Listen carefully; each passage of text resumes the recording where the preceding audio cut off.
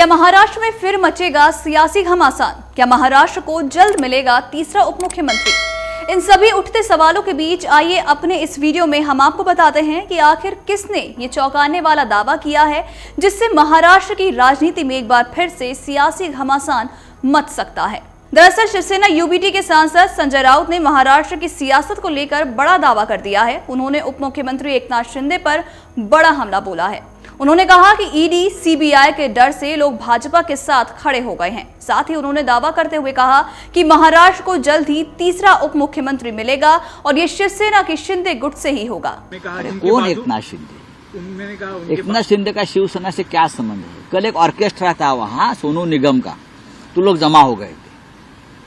सोनू निगम को पैसा देकर उनको एक बहुत बड़ा कोई लाइव शो किया था, तो लोग आते मजा देखने में, उसमें भाषण हो गया लोगों के कुछ।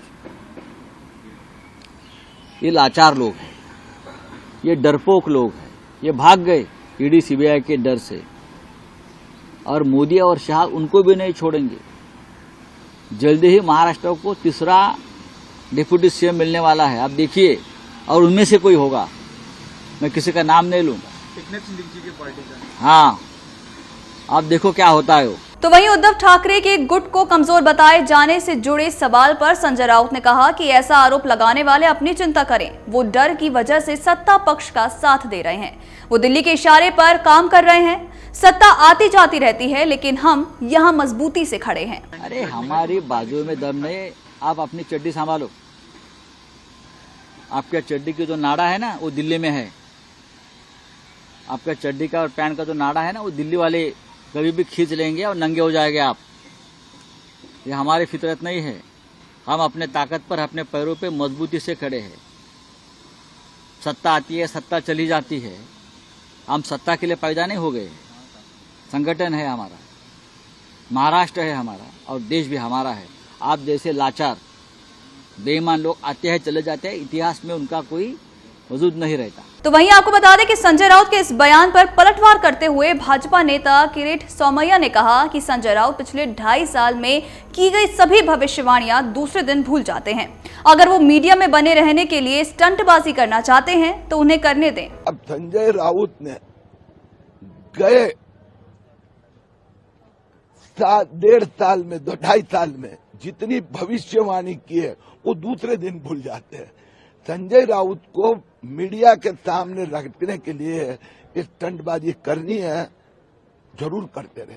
बताते चले कि इससे पहले संजय राउत ने भाजपा और प्रधानमंत्री नरेंद्र मोदी पर भी निशाना साधा था। उन्होंने कहा था कि मेरे मन में संदेह है कि 2026 के बाद केंद्र सरकार बचेगी या नहीं। मुझे लगता है कि मोदी अपना कार्यकाल पूरा नहीं करेंगे और एक बार केंद्र सरकार अस्थिर हो जाएगी तो इसका असर महाराष्ट्र पर भी पड़ सकता है। संजय राउत ने संवाददाताओं से बातचीत करते हुए उन अटकलों को भी खारिज कर दिया था कि नवंबर 2024 के महाराष्ट्र विधानसभा चुनावों में पार्टी के खराब प्रदर्शन के बाद शिवसेना यूबीटी के कुछ नेता पार्टी छोड़ सकते हैं।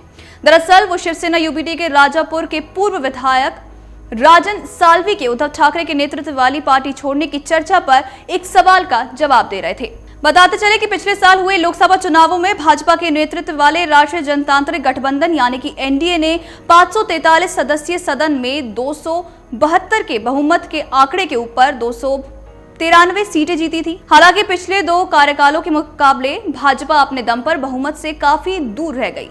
तो वहीं राउत ने दावा किया था कि मुझे संदेह है कि केंद्र में सरकार 2026 तक टिक पाएगी या नहीं। मोदी अपना कार्यकाल पूरा नहीं करेंगे और जब ऐसा होगा तो न केवल महाराष्ट्र में बल्कि अन्य राज्यों में भी बदलाव होंगे। महाराष्ट्र विधानसभा चुनाव में शिवसेना यूबीटी का प्रदर्शन अच्छा नहीं था। पार्टी 36 सीटों पर चुनाव लड़ी, लेकिन उन्हें केवल 10 पर ही जीत मिली। भाजपा 132 से ज्यादा सीटें जीती। तो वहीं अगर भाजपा नेत महायुति के घटक दलों की बात की जाए तो एकनाथ शिंदे की शिवसेना ने 57 और अजीत पवार की एनसीपी 41 सीटें जीतने में कामयाब रही। तो वहीं आपको बता दें कि महाविकास अघाड़ी ने सिर्फ 46 सीटें जीती थी। अमर उजाला जीवांजलि के सारथी की मदद लें और महाकुंभ में स्नान जरूर करें।